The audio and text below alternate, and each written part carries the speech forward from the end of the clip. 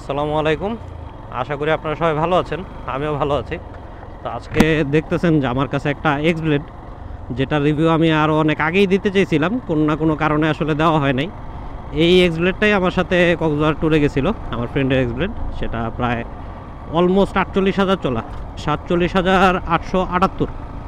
এখন পর্যন্ত মোটামুটি মানে অনেক কিছুই স্টকে আছে, ক্লাস প্লেট বা ইঞ্জিন তো অবশ্যই স্টকে আছে। তো টুকটাক যা নর্মাল চেঞ্জ যেগুলো করা হয়েছে, চেন সেট বা ওই বল রেসার এগুলো আর কি। তো বাইকটা আসলে কীরকম, যেহেতু মাঝখানে এক্সব্লেড আসলে মার্কেট আউট ছিল, তো এটা নিয়ে আমি আসলে ওরকমভাবে ভিডিও বানাইও নাই। তো রিসেন্টলি বাংলাদেশের বাজারে আবার এক্সব্লেড লঞ্চ হয়ে গেছে 2025-এর এডিশনটা নিয়ে। যদিও এটা খুব সম্ভবত ইন্ডিয়ায় যে 2025-এর যেটা দিয়েছে সেটা না, তার আগেরটা হয়তো BS6-এর। তবে এটাতে অনেকগুলো চেঞ্জ তারা নিয়ে আসছে নতুন করে। আপনার PGM-FI এক্সব্লেডে দিয়ে দিছে, প্লাস হলো ABS তো ছিলই, PGM-FI দিয়ে দিছে। তারপরে ইঞ্জিন কিল সুইচ, যেটা আমার হর্নেট 2.0-তে আছে, এক্সব্লেড আগে ছিল না, সেটা দিছে। তারপরে সাইড স্ট্যান্ড ইঞ্জিন কাট অফের যে সেন্সরটা, ওটা দিছে। তো আরেকটা সেন্সর তারা দিছে, সেটা BAS বলে তারা। সেটা হলো আপনার বাইক, ধরেন সাপোজ আল্লাহ না করুক, আপনার কোনো একটা অ্যাক্সিডেন্টে বা খুব বেশি লিন হয়ে গেলে, অ্যাক্সিডেন্ট হলে যখন মানে একবারে বেশি লিন হয়ে যাবে, একটা সার্টেন অ্যাঙ্গেলে গেলে বাইকের ইঞ্জিনটা বন্ধ হয়ে যায়, ঠিক আছে? এই ফিচারটা তারা দিয়ে দিছে। তো নতুন করে যেহেতু এক্সব্লেড লঞ্চ করলোই, তাই ভাবলাম যে এক্সব্লেডের একটা রিভিউ দিই। এই বাইকটা তো দেখলেন আপনারা, প্রায় 48,000 কিলো চলা। বললামই যে ওরকম আসলে আহামরি কোনো কিছু চেঞ্জ করা হয়নি। এই বাইকটা আমি নিজেই প্রায় 10,000 কিলো প্লাস আমি নিজেই চালাইছি, যদিও আমার ফ্রেন্ডের বাইক। আমার নিজেরই প্রায় 10,000 কিলো চালানো হয়ে গেছে, 10,000 প্লাস চালানো হয়ে গেছে এটা। এই বাইকটা কীরকম, এই বাইকটা আমি বলবো যে হর্নেটের একটা মিনি ভার্সন আপনারা বলতে পারেন। মানে এটাতে টর্ক যেরকম আছে, টপ সেরকম আছে। টপ আপনারা বিশ্বাস করবেন কিনা জানেন, এটা টপ হর্নেটের চেয়ে বেশি।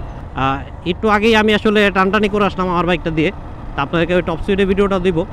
যে 130 আমি হর্নেট 2.0-তে পাইছি, 130-এ আপনার ওটার লিমিটার চলে আসে। বাট এক্সব্লেড আমার সাথে সাথেই আমার ফ্রেন্ড চালাতেছিল, ও পাইলো ওই সেম জায়গায় 132। ওর তখনও খুব সম্ভবত লিমিটার আসে নাই।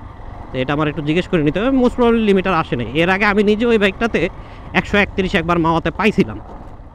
আর এটার আরেকটা আশ্চর্যজনক বিষয় হলো আপনার, এটা ইনিশিয়ালি মানে টান কিন্তু খুবই ভালো। মানে মনে হয় না, আমার নিজেরও মানে যখন আমি না টানছি, আমার নিজেরও আসলে ওরকম ফিল হয় না। আমি ভাবছি যে জাস্ট একটা কমিউটার বাইক, ইনিশিয়াল অ্যাক্সেলারেশন অত ভালো হওয়ার কথা না। তো এটার ইনিশিয়াল অ্যাক্সেলারেশন প্রায় জিক্সারের কাছাকাছি আমি বলবো। মানে জিক্সারের অ্যাক্সেলারেশন এটা থেকে বেটার শুরুতে, বাট এক্সব্লেডও যে মানে খুব বেশি পিছনে থাকবে তা কিন্তু না, মোটামুটি কাছাকাছি এটা থাকবে। আর এটার গিয়ার রেশিও শুরুতে অনেক বড়। থার্ড গিয়ারে এই বাইকটা নিয়ে আমার সিঙ্গেল ছিলাম, পিলিয়ন ছিল না, 116 পর্যন্ত তোলা আছে থার্ড গিয়ারে। সেটা আসলে অনেকে বিশ্বাস করে না, আর আমার কাছে তখন ভিডিও ছিল না। আজকে আমি আরেকবার ট্রাই করব যে এখন এই অবস্থায় যে বাইকটা আমাকে কত দিবে থার্ড গিয়ার। আচ্ছা, আমরা আগে রাস্তাটা পার হয়ে, এই জায়গায় তো রাস্তার অবস্থা কীভাবে যাব। তো এক্সব্লেডের যে বিষয়টা বলতেছি, এই বাইকটাও মানে সিটি রাইডের জন্য একবারে পারফেক্ট একটা বাইক। প্লাস হলো আপনার এটার কমফোর্ট। এই বাইকটা প্রচুর কমফোর্টেবল একটা বাইক, মানে কমিউটার বাইক হিসেবেই যেহেতু ছাড়ছে, এটার সিট বলেন, সিটিং পজিশন বলেন, মানে সিটি রাইডের জন্য পারফেক্ট একটা বাইক আপনি পাবেন। তো নতুনটার দাম দিছে দেখলাম 2,40,000। আচ্ছা, আমরা একটু ভাঙ্গা রাস্তাটা পার হয়ে তারপরে কন্টিনিউ করি। তো দেখতেছেন এই যে কোন দিক দিয়ে যে চালাইতেছি, আল্লাহ আল্লাহ, মানে মাঝখানের রাস্তা হাওয়া হয়ে গেছে ওই জায়গায়, ওই পাশে যাইতেই পারলাম না ওদিক দিয়ে, তাই এই অবস্থা। এখান দিয়ে কোন দিক দিয়ে যাইতেছি, বাবারে বাবা।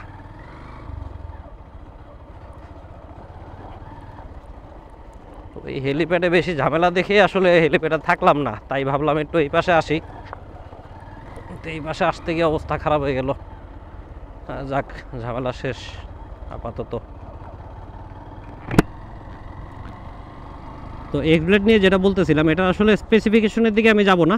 স্পেসিফিকেশন আমার অ্যাকচুয়ালি ওরকমভাবে মনেও নাই যে কত বিএসপি, কত টর্ক এটাতে দিছে। বাট এটার টান টুন সব কিছুই ভালো, টপ স্পিডও ভালো, ইনিশিয়াল অ্যাক্সেলারেশনও ভালো। বাইকটাতে যদি ওর কিছু কাজ বাকি আছে এখন, তারপর আমি আজকে চেষ্টা করবো যে আপনাদেরকে এটা কীরকম টানে, এটা পারফরমেন্স কীরকম সেটা দেখানোর জন্য। ব্রেকিং সিস্টেমের কথা যদি আমি বলি, ব্রেকিংও এটার ভালো। এটা নন এবিএস ভার্সনটা, এটা আসলে সিঙ্গেল ডিস্কের ভার্সনটা। এটা একবার প্রথম এক্সব্লেড যেটা বাংলাদেশে ঢুকছে সেটা। তো পিছনে ড্রাম ব্রেক দেওয়া। তো ড্রাম ব্রেক আসলে খারাপ না, ভালোই কাজ করে। ড্রাম ব্রেকের আসলে একটা ডিসঅ্যাডভান্টেজ হলো গিয়ে আপনার ওই প্রচুর শব্দ করে, একটু পানি পুনি বা একটু বালি বুলি ঢুকলে শব্দ করে প্রচুর। কিন্তু এছাড়া আমি যেটা দেখি যে আমার পালসার আমি একটা চালাইছিলাম টু ইন্ডিস, যেটা পালসার টু ইন্ডিস 2018 মডেলটা, সেটা আমি প্রায় 5 বছর চালাইছি। তো সেটার থেকে এটার পিছনে ড্রাম ব্রেকের মানে পারফরমেন্সও অনেক ভালো।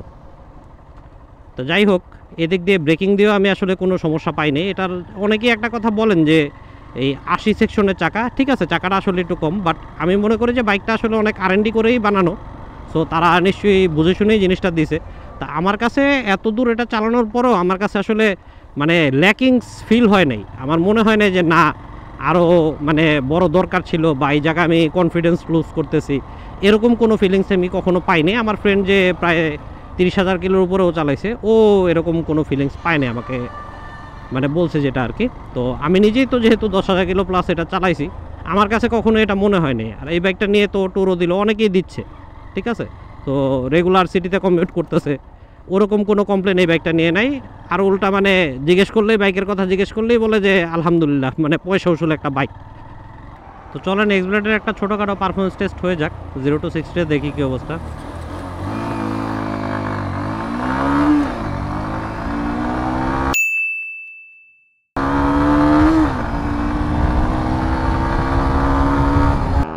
সেকেন্ড অ্যাটেম্পটা আমরা এখান থেকেই নেই।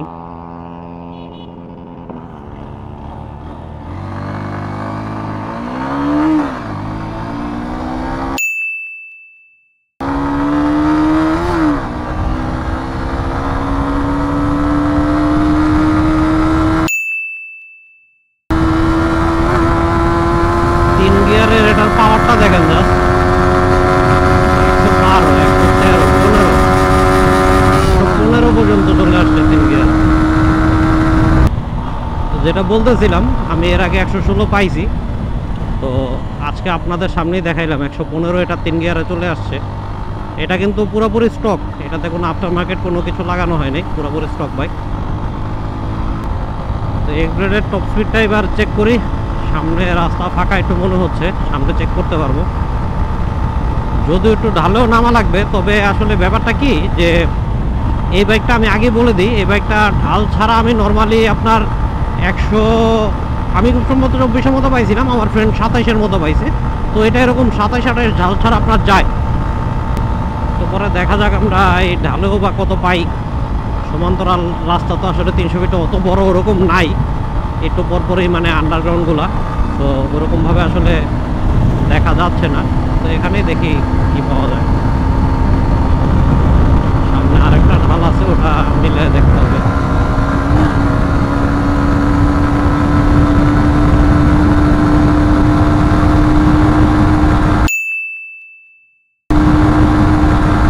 তো একটু আগে আপনাদেরকে বলছিলাম যে আমি যখন হর্নেট 2.2 নিয়ে 130 পাইছি, আমার ফ্রেন্ড এক্সব্লেড নিয়ে 132-এর মতো পাইছে।